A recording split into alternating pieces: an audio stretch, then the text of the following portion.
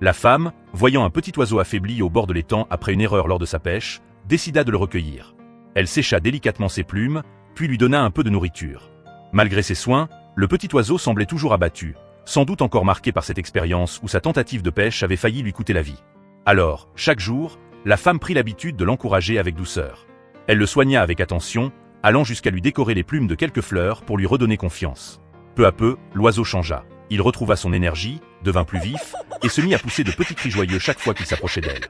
Le père de la femme, amusé, s'amusait parfois à concourir avec lui pour voir qui rirait le plus fort. Et contre toute attente, le petit oiseau ne se laissait pas battre, riant à gorge déployée sans s'arrêter. Lorsque l'oiseau fut complètement rétabli, aussi bien physiquement que moralement, la femme prépara un dernier repas copieux avant de le relâcher. Mais au moment où elle montait dans sa voiture, il revint se poser sur la vitre, comme s'il voulait la remercier encore une fois avant de s'envoler pour de bon.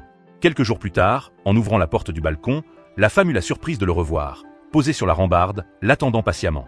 Elle lui offrit aussitôt un peu de nourriture qu'il picora avec bonheur. Dès lors, il revint souvent lui rendre visite. Et, un jour, il arriva même accompagné de quelques amis. Devant cette scène attendrissante, la femme sentit une chaleur douce l'envahir. Ce geste spontané de compassion avait non seulement rendu la liberté à un petit oiseau, mais aussi tissé entre elle et la nature un lien sincère et profond.